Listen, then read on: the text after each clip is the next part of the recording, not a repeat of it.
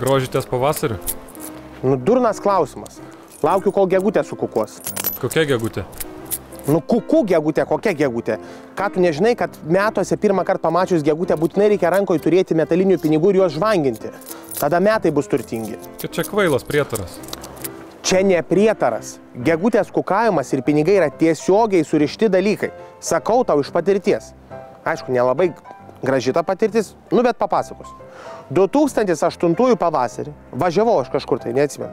Aišku, sustojau pakeliai suvalgyti cepelinų. Nu ir aišku, būtinai nuo tų baisių cepelinų man susuko vidurius.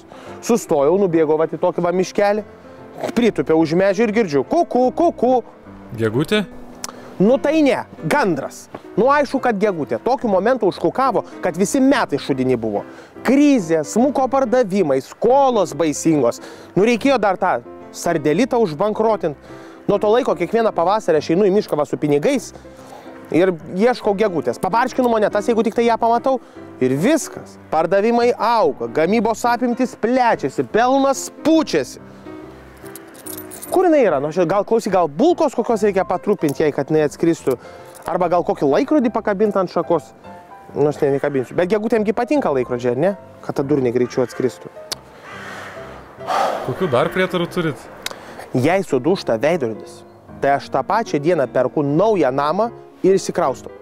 Nes nuo to momento tame name 7 metus bus nelaimė. Ir šitą, žinok, tikrai veikia, aš sakau.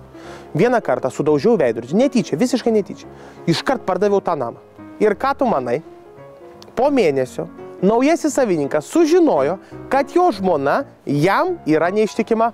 Matai? Sakiau, kad veikia. O iš kur jūs apie tai sužinojote? Nu, nes jinai neištikima jam buvo su manim.